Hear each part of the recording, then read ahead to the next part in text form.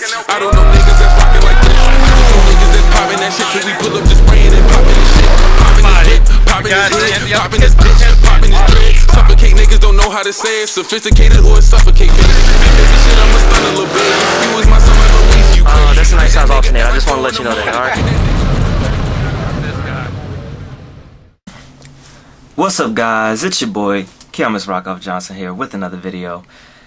And, I mean, you can tell from the title of the video, this video is going to be way different from what I usually post on the channel. If you're new, if this video, you know, brought you here and you're new to the channel and everything, in case you can't tell from the intro, I actually post a lot of racing and everything. But this is something that I really wanted to get out there. There's been a bunch of stuff happening in my life and everything like that, and I've finally been able to like really talk about this kind of stuff. And I just hope that, you know, this video helps somebody out there, because I know that I'm not the only one who's like this and and been in this situation. But of course, you can tell from the title of the video, this is about my story on how I found out that I was adopted at 24. Well, not at 24. I found out I was adopted when I was 24. I had been adopted when I was a baby from the time I was born. So and then I found out I'm 26 now. I found out 2 years ago when I was 24 that I was adopted. So I'm not gonna go into the detail, like too far into the details on why I was adopted or anything like that. What I'm gonna talk about this video is, like, you know, how I found out I was adopted, because no one told me. I literally found out, and how I've honestly been dealing with it and everything like that. So that's just what I wanted to, you know. Like I said, I just hope this video helps somebody. But yeah, so I'm gonna just go ahead and get into it instead of dragging on this intro. Alright, so I guess to start off, I'll give you a little bit of backstory. I come from a dual parent household. Both my mom and dad were in my life. And by the way, when I say mom and dad, I'm talking about like my adoptive parents. So that's just, yeah, just get that out the way. When I say mom and dad, I'm talking about my adoptive parents, not necessarily my biological parents. We'll get there when we get there. But yeah, I come from a dual parent household. Me and my dad didn't get along a lot at all when I was younger. Period. Like, there's no way around it. We just didn't. My mother loved me and everything like that, but of course, when we get into more deep into the story, you'll find out why. I mean, she was just a great person, period, but you'll find out, you know, more why and everything. But yeah, my dad actually passed away in 2011 due to a heart attack. But prior to that, for a year, me and my mom had been taking care of him, because he started to get dementia, started to forget things. I mean, it was rough. It was a very rough time of life. I was 17 when he first got diagnosed with dementia. And then when he passed away on June the 22nd, 2011, which was actually like a week after my my birthday party. I was born June 7th, 1993. And he literally went to the hospital the day I was gonna celebrate my birthday, like on a weekend or something like that. He literally went to the hospital that day. I didn't want to go out anymore. My mother was like, "Keon, just go out, enjoy yourself." He had started to have a heart attack, but it didn't peak until the 22nd. Then when it peaked, he went out with it. So, you know, that was rough and everything. So now fast forward to 2015. It's some years later. You know, you never fully, you know, heal from it, but, you know, you learn to move on and everything. The big thing with this story that I'm going to push is to keep moving on and moving forward. It is extremely hard. If anyone knows it's me, it's extremely hard, but that's one thing that you have to do. You gotta just keep your faith strong, and you just gotta keep moving forward and everything. So yeah, 2015, I'm talking to my mom. I still live here in the house and everything. I was actually trying to move out and everything. And you know, I'm talking to my mom about it and everything. She's like, "Oh, I don't want you to go anywhere." And I'm like, "Ma, I don't want to be here anymore. Like I need, like, look, come on, let me go." You know, I stayed in the house. You know, I stayed living in this house and everything like that. It's not like I couldn't afford to move out and get an apartment, but I stayed here, you know, just because, you know, mom was alone. But son was ready to leave the nest. You feel me? So, you know, I'm talking to her. We ended up, not an argument, but she was really like I'm her baby. You get what I'm saying? So you're my son. I don't want you to leave. You know, all that kind of stuff. So I was like, "Ma, I don't care. Like, I'm gone." And then like she hit me with something. I was just like, I didn't believe at first, honestly. And she was like, "Keon, I don't want you to leave because I found out that I have cancer." And I was like, okay. Like I know that's not something that people joke about or anything like that. And you know, I admit it was excuse my language, just fucked up for me to, you know, treat her that way. But I was like, "Okay, Ma, whatever. You're just saying that because you don't want me to leave." And then like, and she had looked away from me at the time, and then when she looked back up, like I saw like her eyes like, you know, welling up with tears and everything. And I was like, "Oh my God, Keon, you're a dick." And she's dead serious. And I literally looked at her, and I'm not gonna lie to you, I bust out laughing, and I said, "Okay, what does it have to do with us? You're not leaving anytime soon, so." God has a final say so. Another thing, I'm not trying to push my religion on anybody. I am Christian, I'm not trying to push my religion on anybody, but yeah, I said, you know, God got the final say so. Like, I'm not trying to hear nothing from no doctor. And then she proceeded to tell me that the doctor actually said that she only had 4 to 6 months to live. It was stage 4. I believe it was stage 4 lung cancer. She never smoked a day in her life. She didn't like being around family that smoked. In fact, she actually had asthma when she was younger, and then she grew out of it. So it was just something that she had, you know, just got, you know. So yeah, and then from there, you know, it was definitely a hard, long road, but she began to do chemo. You know, I was doing everything I could to, you know, help her in my power. But as I'm sure you can understand, it was hard. You know, she did have a great support system because she was such a great person and always had great energy. She always had great people around her that had great energy and who loved her dearly. So there were plenty of people helping out and everything like that. Whether it's taking her to chemo, picking her up, you know, I was doing a lot too. She wasn't by herself or alone in this fight. So now we're going to get to, you know, talking about leading up to finding out I was adopted. So fast forward a few years. It's 2017, which is easily one of the hardest years of my life. She had, in March of that year, late February, early March of that year, she had a real bad seizure.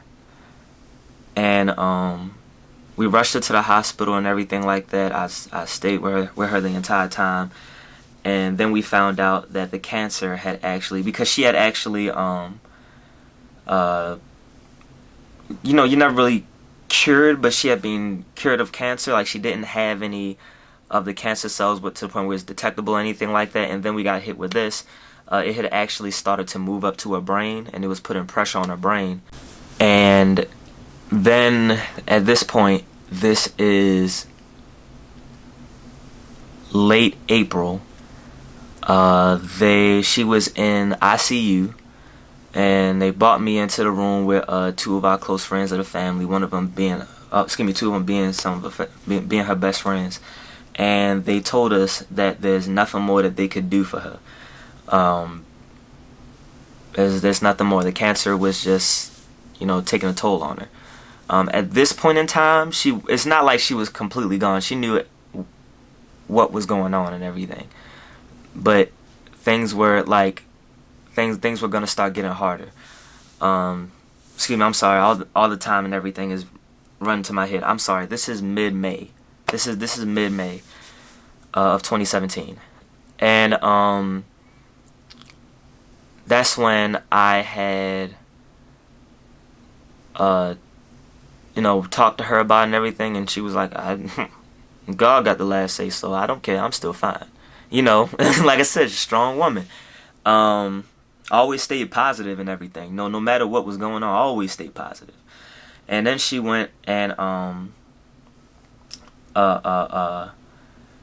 we decided, since she was starting to get weaker, we decided to actually change up the house arrangements and everything to accommodate her. Because at that point in time, then it was, a matter for hospice. If you're not sure, if you don't know what hospice is, basically think of it as like, it's like a hospital where they still do everything that they can, but it's tough to say, especially if you're dealing with someone like this. There's no easy way to say this, but it's when there's nothing more that they can do. So that's like the next step. Instead of going to a hospital that's already told you there's nothing more that they can do, you already know this and everything, so they get you with nurses and everything. There's two forms of hospice. There's home hospice, where they're at the house and everything. You get nurses to come over and all that kind of stuff, which is what we actually opted for. And then there's hospice, where you can actually stay in a facility. And it's not like once you're on hospice, the moment you start getting better, you can't get off. You can get off hospice. There's been plenty of stories like that where people have recovered and everything, and then they're still going to this day. So that's not anything to get discouraged about just because someone is on hospice. So we actually, I'll just show you guys real quick. So I live in my in the home that we've always lived in and everything. Sorry, it's a little dark right here. There you go. So I can show you guys where she was, but we took out the dining. Don't mind everything being messy, but we took out the dining room table, so her bed was here and everything like that. And as you can see, I haven't been able to bring it to myself to take down her stuff and everything, but that's still like some of the gowns and everything like that. That's still up there from all that. And I actually used to sleep over here while we were watching her. So this is my bed for a good 3 months. And then we put this curtain up to block it off when we would change her and all that kind of stuff, because she was too weak to do it herself. So yeah, and as you can see, we put everything back. But yeah, so yeah, that's where her bed was and everything like that. And as you just saw, her, I just haven't been able to take down the stuff. But gowns and everything's still right there, basically. And that's what we did. Then at one point, she had multiple seizures back to back, and the people at hospice, we were using Gilcrest, if you're familiar with them. They told us, we should let her come to the facility for a little bit, so that they can monitor her better and tweak the meds and everything, because with hospice, it's also all about making you comfortable and everything. It's all about tweaking the meds and everything like that, just to make her more comfortable, so that she's good. And also at this time, she was starting to forget a lot. Her memory was nowhere near as good as what it used to be, and her speech was starting to take a toll. Meaning like she couldn't talk like how she used to and everything. Like, it was broken up and almost like, You could just tell something was wrong. So it was at this time that even though we had a lot of financial support from our friends and everything like that, I was putting in the money when I could and everything, and there were a lot of people that were helping us. I was just looking in the long run, and I was like, we're not going to be able to keep this up for the next couple of months. So I started. She was a very secretive person. Didn't talk about her problems a lot. So I began to start to go through her paperwork and everything like that, just to see if maybe she had some insurance or something like that that I didn't know about, that we weren't already using, to help pay for a lot of the medical bills and everything. Because another thing is that even though they'll send nurses to you, you can't, like, they're not actually like dedicated, like you can't have, they don't give you like a dedicated nurse. And we wanted a dedicated, well, excuse me, when it isn't expensive, if we're being honest, and we needed some dedicated nurses. So we were coming out of pocket paying nurses for, when I would need to leave to go to work. And the moment I came back, I mean, I was sleeping on the couch in the living rooms just so I could watch her and everything. And I've stayed up plenty of times throughout the night, just watching her, monitoring her, and making sure she's good and everything. So, financially, I was like, we're not gonna be able to keep this up. Let me go ahead and try to see if I can find some paperwork. And as I'm going through the paperwork, I came across there's no easy way to say it. Like, it's weird to say, but like a bill of sale for adoption. In case you don't know, I mean, you should know, but when you get adopted, you obviously have to pay money, and there was a receipt. And I was like, oh shit, family secrets. It's getting juicy. Who got adopted? Of course, me not ever thinking it's me, because I've known this woman my entire life. I've known my dad my entire life. I'm 24 at the time. Ain't nobody gonna keep no secret like that from me. Who the fuck can hold a secret? Excuse me, I'm sorry about my language, but who can hold a secret that long, with something like that? Is what I was thinking at the time. But I had no clue it was me. I just thought, like I said, it was a family secret or something like that. And she kept paperwork because she was so organized and everything. She was the one in the family who kept a lot of the paperwork just to keep it organized and make sure people needed what they needed at certain times. So I'm of course like, yo, who got adopted? And I'm looking, and I find some other paperwork, and then I found something that said Keon, which is my name, but the last name was something I wasn't familiar with, and it said Keon Martin. And I'm like, Keon Martin? Like, that's weird. Like, and then it, and I had a moment like, because this is just like not even a minute later that I found these papers, and no, I'm like, that's weird. Like, nah, I'm not adopted. Nah, there's no way I'm adopted. So at that point, I actually ended up calling a very close friend of the family, because and at this point in time, Mom was not in the house. She was at Gilchrist in their actual facility and everything. So I'm in the house by myself, just looking through this paperwork, and I'm like, what? So I call this close friend of the family. I'm like, I can't call this person. I can't call this person. I can't call this person, because 9 times out of 10, they're not gonna tell me what I need to know, and I want to call somebody who's gonna be completely real and honest with me. So, real quick, this is my mom. That's obviously me looking all, I don't know what I was looking at, who knows, ADD, but that's my mom. Yeah. At least to me, of course I'm gonna say it, but at least to me, like, I had no idea that I was gonna be adopted. We look alike. Yeah, I don't know. There were little things here and there. I was always like, like, I sing, but like neither my mom nor dad could sing. and I was definitely way more outgoing, to say the least. But yeah, so it's like, come on now. Yeah, so with that being said, as you can see, like like I said, in my opinion, I look like her and everything. Like, we weren't too far off from personality. We was still very different, and then like what I thought was different. I mean, I just figured it was just like my dad got it from my dad.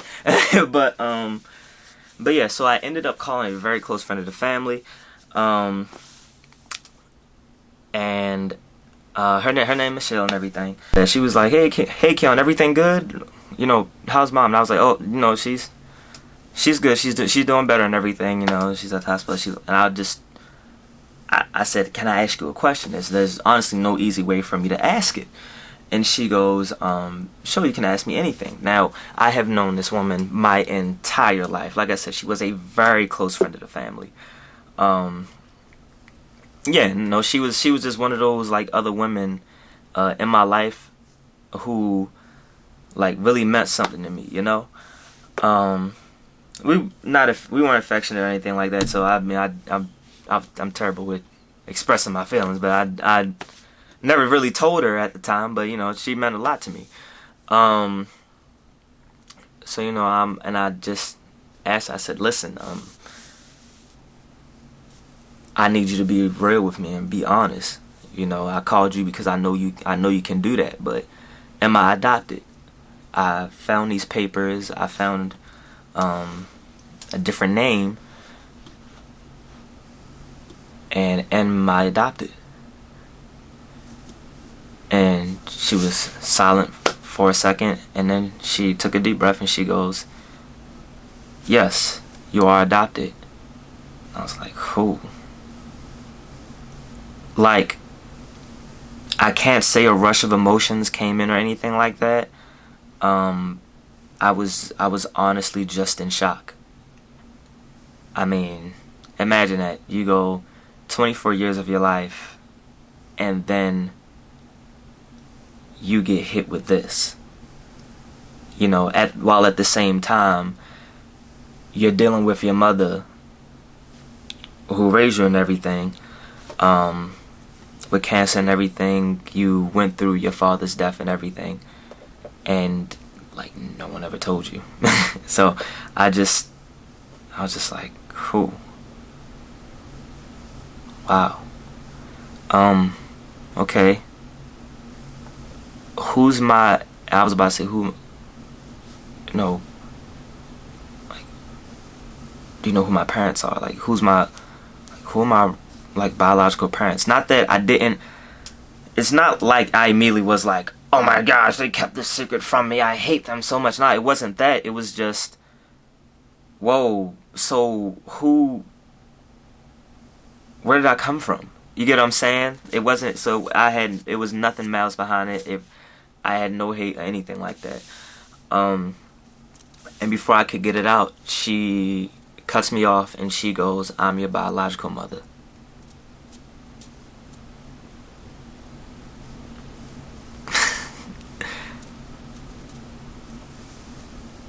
What? Oh, now this is my biological mother. This is a very old picture, just like the other one, but this is my biological mother. That's actually my older brother, but this is my biological mother. And like, okay, like look, you can obviously see the resemblance and everything, but I mean, you guys, you should be able to see, like, all of us look alike, and I'm not trying to make that racist, like all black people look alike. I'm not, but like, we all look alike to me. You get what I'm saying? So I would have never guessed. And then from there, I asked her, like, what happened? And like I said, I'm not gonna go in detail or anything like that because it's very personal. And if I'm being honest, I don't really want to share it completely. But basically, like I said, I have an older brother. He's actually 4 years my senior. Financially, it would have been extremely rough trying to raise the both of us and everything. And my mom, talking about Angie here. That's her name. I just realized I didn't say it. Talking about Angie here. My mom, she actually couldn't have kids, but she always wanted a child of her own and everything. There was one point in time where she was gonna adopt another child, the mother who she knew and everything like that. But then she had disappeared and came back and she wasn't pregnant anymore, and she was like distraught. And my mom and Angie and Michelle, they both worked together in the same place, and that's how they became, close and everything. Because my mom was like a work mother to her, or like that older figure that was giving her guidance and everything like that. And evidently, how the story goes, she was venting to her and everything like that. And talking about Michelle, she was venting to her and everything like that. And that's when my mom, this is not too far in between when all this had went down with the other person who I guess got an abortion or whatever. She, that all that happened, and she was just talking to her like, it's gonna be so hard, yada yada yada, and that's when my mother goes, "Can I adopt your son?" Well, didn't know if I was a boy yet or not, but can I adopt your son? And she was still pregnant and everything. She wasn't even showing at the time. I think she was only like 4 or 5 months or something like that, and she wasn't showing. But they both broke down, and she was like, I would be honored, because she knew that my mom could give out just as much love as she could, and on the flip side, it would also bless my mother, with having a child, which is something that she always wanted.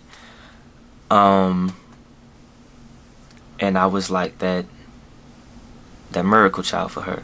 So now, after she told me the story and everything, I wasn't interested in finding out who my biological father was. I was like, I'm good on finding out. I'm good on finding out anything else right now, because this obviously was a lot to take in. I got the gist of, not the gist, I got the story of how I came to be adopted by her and how that whole thing came to be.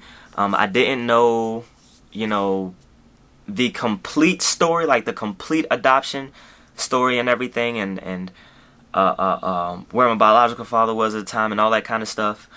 But no, I do know now, but at the time it was too much for me to take on. Mom was in a hospice at Gilchrist.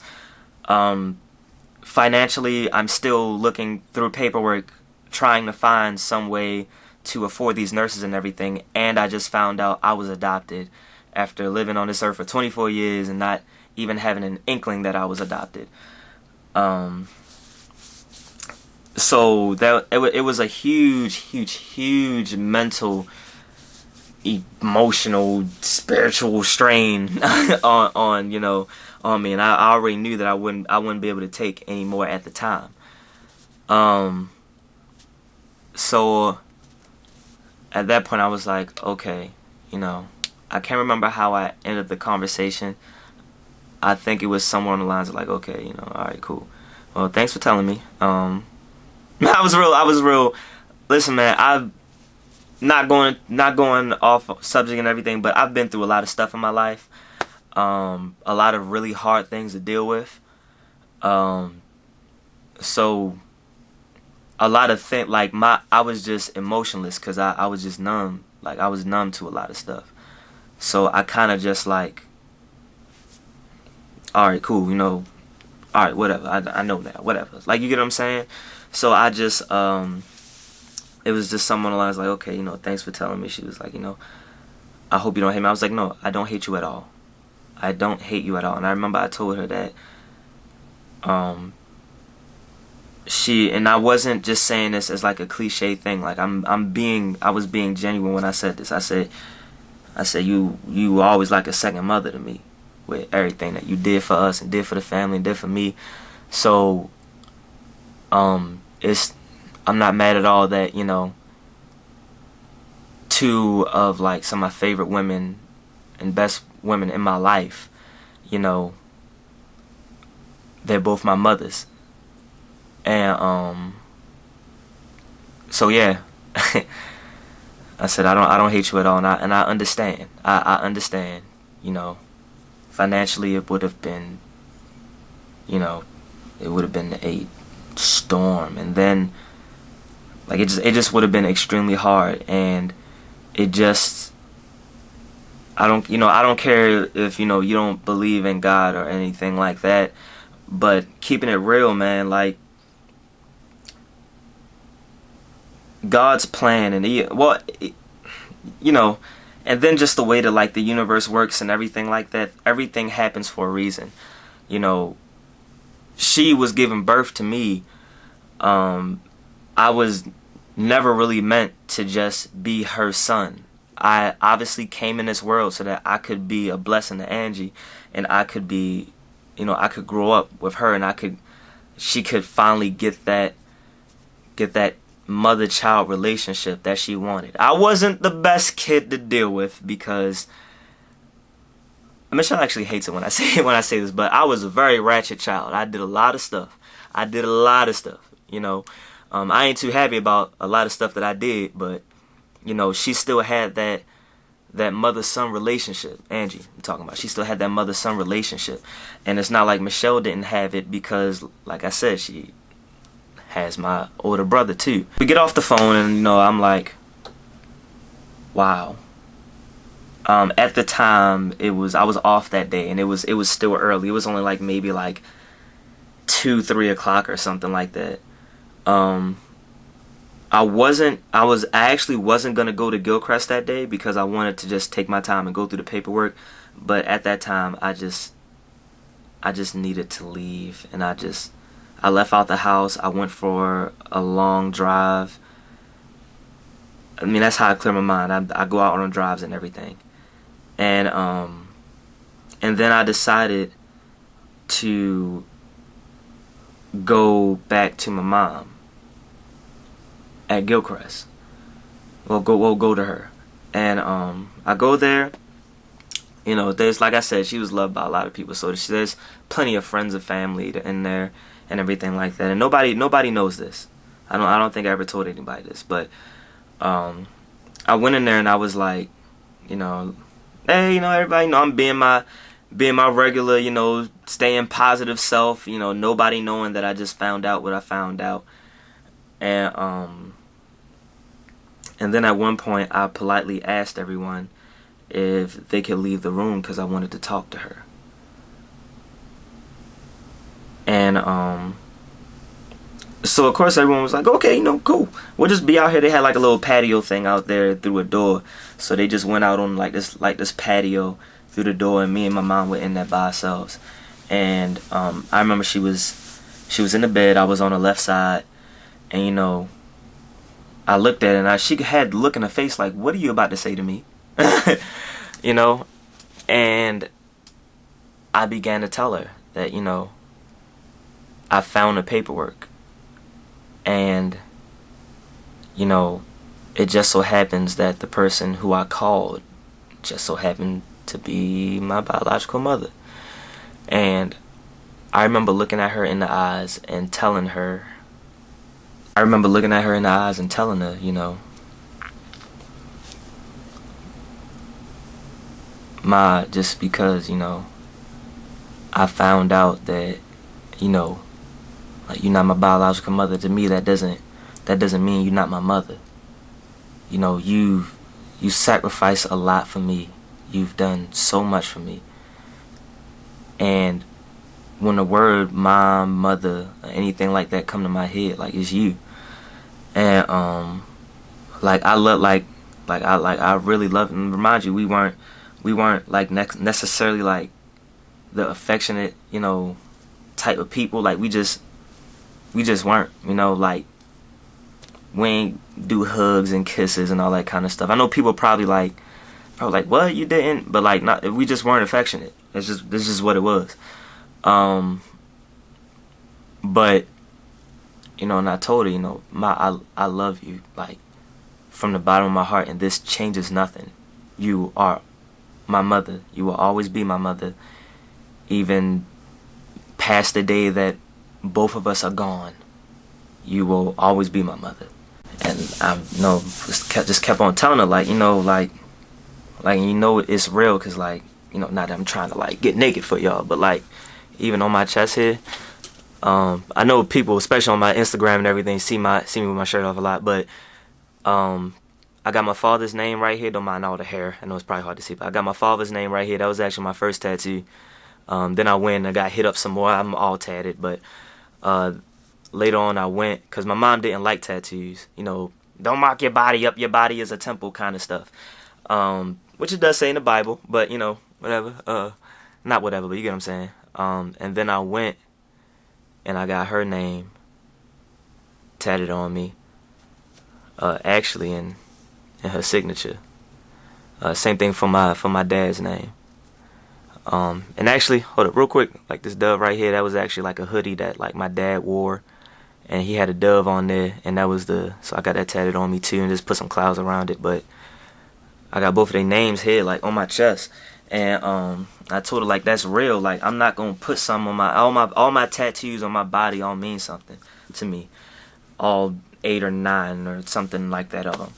And I'm like, no, that's real. Like, that's not no bullshit. Like you are my mother. I love you and everything. And she burst into tears and just started crying. And I remember she said, I didn't know how to tell you. Keep it real with you. And at the time I lied to her, and I told her I understand, ma. Like, it's fine, it's cool. Being honest with you, I didn't understand it. Because it's like, like, why didn't you tell me? Like, even like, especially when like my dad died, like, why didn't, or like when he was starting to get bad and everything, like, why didn't you tell me? Like, it's not like it would change anything. And I know that's very selfish of me to say, because especially with the way that I acted before. Like I said, it wasn't hard raising me. I mean, it wasn't easy raising me. I know she just didn't know how I would have reacted. But at the time, I was like, why didn't you say something? But I lied, and I was like, I understand, ma. Like, you don't. Now, this was truth. I said, you don't need to explain yourself right now. Don't stress yourself out. Just, stay calm and everything. I didn't want to do anything that would like hype up her like emotions and everything like that, and like cause her to have a seizure or something like that. So I was, just, hey, look, it's all good. So then I went on ahead and I hugged her, gave her a kiss and all that kind of stuff, and people started coming back in and everything. But that was the first and last time I got a chance to talk to my mom about me being adopted and everything. A week later, actually no, within the same week, she actually started having more seizures and started getting worse. It was a week later. She wasn't necessarily able to talk anymore. She just wasn't able to, and then on July the 25th, she had actually, passed away and everything. I had just talked to her. Like, I woke up early in the morning. I was off that day. and we had it set up so that a nurse was coming over like 3 times a week from Gilchrist. Like I said, they couldn't stay, but they would still come over and everything. I had got a phone call like 8 o'clock in the morning. I went over to her. I was like, "Hey, Ma, I don't mean to wake you up and everything, but just to let you know the nurse is coming over." And she kind of like I just saw like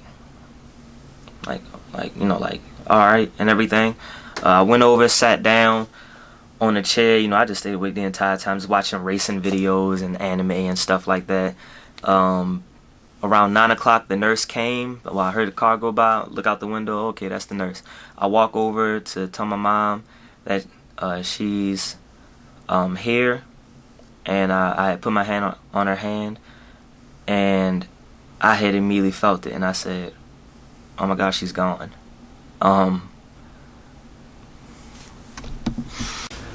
So yeah, July that year, 2017. Like I said, she passed away. But obviously the story doesn't stop there. So if anything, this is really where like I hope this really helps somebody.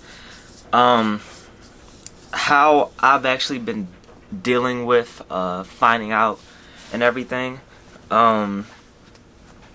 Honestly, just take it day by day. If you want to know anything about, like if you're watching this and if you're dealing with this, or if you've dealt with this before, and I don't know, you just haven't really wanted to like explore anything yet, don't do it on other people's time. Do it on your time.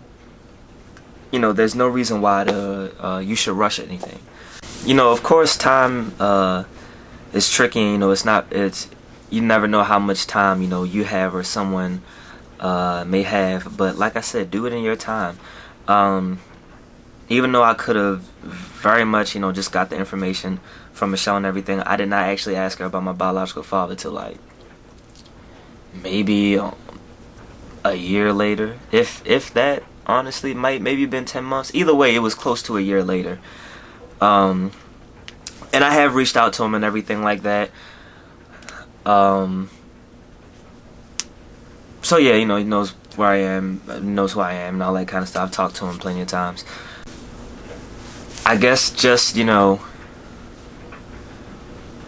don't know, like with the way that I've been dealing with it, I internalized, or at least before I've been working on a lot of stuff that's been happening in my life lately, and I've really been working on it and everything. There's just been a lot going on, and it's just God is just like showing me stuff and opening doors and everything like that, and teaching me that, because like I said, I had, mom loved me and everything, but I had a rough upbringing.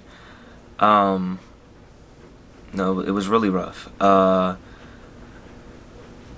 So with that being said, I internalized a lot because I didn't get. I mean, there's no easy way to say it. When I was younger, I'm not gonna sit here and act like it was everyone in my family and everything. But when I was younger, I was blindly rejected and basically hated. Because I wasn't actually blood, but no one said anything, and I didn't even know. So I was being hated by people that's supposed to be my family and everything like that, and ignored by people that's supposed to be my family, and I didn't know why. And then finally got to school. I think I'm finally about to make friends, about to see what's up with what's this thing called love and loyalty everybody be talking about. And then that was just a shit show, and I was teasing everything. I mean, I tried to kill myself back in 4th grade because it just got too bad and everything. So it's it was a lot of stuff, a lot of heavy stuff that I dealt with, and then I didn't take it the right way. I had, of course, my like extremely rebellious stage, man, broke into people's houses, stuff like that. So it was just a bunch of stuff that I did. But it was all because I didn't know how to express myself. And you know, I never really thought anyone was really there for me. But you know, if you're watching this right now, you know, if you feel that way, even if it's not with adoption, but you feel that way, period, there are really people out here who, you know, really do love and care for you. It may not seem like it, and you honestly may just reject it, because I know that's what I did. You may reject it because you felt like you were abandoned or you were rejected. That's no bullshit. I'm not even just saying that, man. Like, there's no easy way to say it. There really are people out here. You know, sometimes you just gotta take that leap of faith, and you know, put your trust in certain people. I'm not saying you should put your trust in everybody. I'm not saying that at all. But you never want to harden yourself and close yourself off, because then the people that's really there for you, which is something that I've been dealing with for years, and like I said, it's these new doors are opening, and I've been learning lately how to be more expressive to people that actually care for me, and how to understand and know and really see that, you know, people are really there for me. They really do love me and everything. Because I did reject it at first, because I didn't think anybody was here for me. Especially after Mom died, I felt like she was it. Like that was it. That's the last person I really like gave, you know, a fuck about me. And then, you know, it's different when it's your parents. Like, of course your parents gonna love you. You know what I'm saying? Like, if, you know, of course I know, you know, people got different relationships with their parents and everything, but that's kind of like the mentality you feel, you know. But you know, like I said, I just want to let you know that it's not like that. There are people out here. You know, you're never truly really alone. You know, especially because trust me, I've done it. I've done it before. Man, just go out and like really find yourself. But the biggest step first is to learn to love yourself. The moment you can learn to love yourself and everything, things will just start to fall in line. You know, stop doing stuff for other people, because that's also a big way that people, like, you know, you'll be broken down and everything, and you'll grow like a distrust for people, because you feel like you're always doing stuff for people and they're never doing anything for you. You know, love yourself, do some stuff for yourself, and then start to go out and, you know, help other people. You know, if you're that kind of person. You know, keep the faith. Keep the faith. You know, if it's Christian, it's hard. Keep the faith. I myself just completely denounced God at one point and everything. And I ended up coming back. You know, I'm not gonna get into that whole thing. That's a whole nother subject. But that's just real. I can't be more realer than that. So in the beginning, it was hard for me to accept the fact that I had another family. And if I'm being honest, with the way that it was before, with, like, you know, friends I had and family, even girlfriends I had, with them, you know, using me and stuff like that, I felt like I was never good enough. Like, I was rejected all the time. And I didn't want to get to know my biological family, because I was scared that the moment they were going to get to know me, because it felt like, you know, the moment people got to know me, it was like, I don't want to bang with him no more. I was scared that was going to happen. You know, I didn't want to put myself out there to try to get to know another family and then they reject me. But at the time of this recording, a few weeks ago, I actually got a phone call from her, well, from Michelle, and she was telling me, you know, me and the family and everybody, we want to, you know, I don't know everything, because I didn't tell her everything about me. She didn't know a lot of stuff about me. Like I said, I internalized a lot of stuff, and I didn't talk about my past too deeply, anything like that. And she said something to me that it completely shook me. I ain't gonna lie, I ugly cried. I ugly cried like a bitch. Like, you know, I really broke down. But she said, you know, we the family here and everything, like, I can tell that there's a lot of hate and anger in your heart from people rejecting you and rejecting your emotions and rejecting your affection and everything in the past. And we just want to show you that it's okay. And we want to love you and show you what it's like to have a real family and to have people out here that really love you. And, you know, it really hit, you know. because that's all I wanted. You know, it's like that's all I wanted, and it's like now I was finally gonna get it. You know, do I hate the family I grew up with? Hell no. They still my family and everything. You know, it's tricky, but you know, they still my family. It's like I said, it's not like everybody in my family, you know, treated me like that. No, that's not the case at all. It's just the majority. And they, you know, come to find they didn't like me just because the simple fact that when I came into the picture, mom was doing all this stuff for them, and then she was like, hold on, wait, I got a son now. I can't be helping y'all as much. You know, I got my own kid, you know. And it's like they hated me because of that, and just the simple fact that I wasn't actually blood. And, you know, they fed hate to a child, and you feed hate to a child, that child is going to grow up hating the world. And that's where I was. I know this may come as a shock to a lot of you, especially a lot of you that watch the channel and everything, with how positive I am. But that didn't come until I started loving myself, until I started really figuring out what I wanted to do, and then I started to worry about everything else. I'm telling you, man, staying positive and just looking at the brighter side of everything, no matter what you're going through, that is key. At least in my opinion, that is key in life, no matter what is going on. Even when it came to my mother passing away, yo, she couldn't walk anymore. She couldn't even talk. Like, that's not my mother at all. Like, she was strong. When I was growing up, she was working 3 jobs, you know, just to take care of me and everything. You know, I saw how hard she worked and everything, and she was just a workaholic. That was just her work ethic. And then she still did whatever she could, and she couldn't anymore. She not suffering no more. She in heaven chilling. She not suffering anymore. So, you know, it's all about looking on the bright side of everything. And, you know, yeah, you know, I don't know, man. I don't want to draw this out any longer, because I know this video is already long.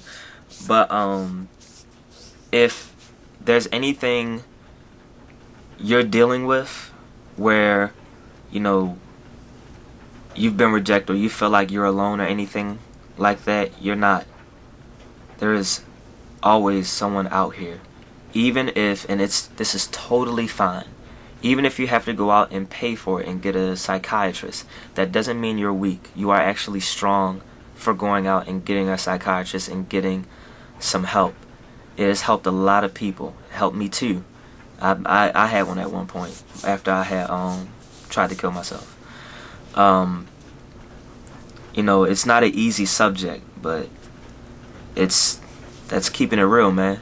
You know, nobody's perfect. Nobody's perfect. You know, you may go out to, you know, one of your friends that actually does love you and everything, and they just may be shitty at expressing it back or really showing you that they're listening and that they care. I know I struggle with that, and I end up hurting people because of it. But like I said, more recently I've been telling people how I actually feel and everything. And I've been, like, you know, mending a lot of relationships that I broke up because I rejected them, because I thought that they weren't really there for me when they were there for me from the jump. And yeah. So I just hope this really helps somebody. You know, this of course stems from me finding out I was adopted and everything like that. I mean, it's almost like the moment I found out I was adopted, everything just started like falling in, and I just started figuring out, like, wow, this is why these people acted this way. This is why this person acted this way. You know, which doesn't make it okay, but, you know, still, like, it gives you some kind of closure and gives you some kind of understanding versus, you know, just being in that void of why, which I had been in for a long time, and I just didn't understand it and everything.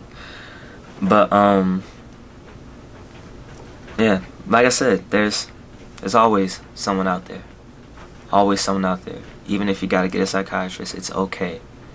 It's okay. And I you know, I personally would say, you know, you can hit me up and I'm gonna try to help you. I'm gonna be honest with you. I am terrible at texting. Even my friends that's close to me, I am terrible at texting. But if you decide to hit me up, my Instagram and everything is down in the description. I will do my best to message you back and let you know that you are not alone. Anybody that's actually hit me up, they know for a fact. That's 100. I mean, I video chatted with people before that I don't even know from, and I've made friends with them because of this now too, from all the way out in Northern California. Never met them a day in my life. I've never been on a plane, and here I am talking to these people and everything. And you know, it's truly a blessing. I'm happy that, you know, I'm able to do that. I'm able to talk to people and everything like that. So yeah. You know, I hope this my story really helps you. I don't know, maybe it's at some point down the line, you know, I'll talk about, you know, how everything actually came to be. I'll be honest, I ain't making no promises, because as of right now, it's a no. I don't think I'm going to. But I also told myself I would never talk about this to anybody, and here I am on video sharing a piece of my story of me finding out I was adopted when I was 24. Yeah, you know, the road isn't easy. It's not easy at all. But especially if you, like I said, I'm not trying to put my religion on anybody, but if you truly look to God and you stay in prayer and everything, and be patient, and you have to give in order to receive. God did not start opening up things in my life and helping me understand things and putting me in situations that helped me grow and everything, like this situation that I just told you about now, until I really started to get serious and really start, like, you know, giving myself to Him, and, you know, even in cleansing, you know, all those like angry, evil, you know, hateful thoughts and everything, and stuff that I did. You know, it wasn't until I started thinking more positive, doing more positive things, that doors start to open up in my life. So if you stay grounded in that, stay positive. Seriously, I say, if you're new to the channel, you know, or if you're old, you know, I say it a lot. it's kind of the way that I sign off on my videos. I say, stay classy, stay positive, have a good day. That's real. That camera died, but yeah, that's real and everything. So yeah, I mean, like I said, I just hope this helps somebody out. Like I said, if you need to talk, my information is down there. I mean, I'm not trying to plug.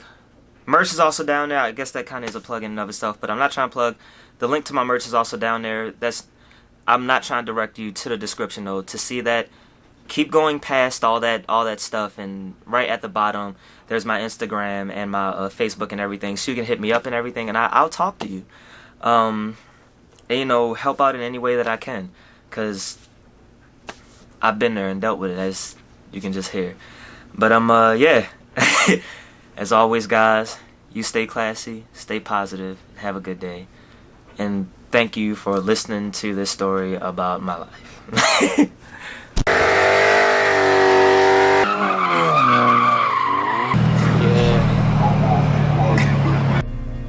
What is a car enthusiast? An individual that loves anything to do with cars and its counterparts, and one who can talk for hours about cars and not get tired of it.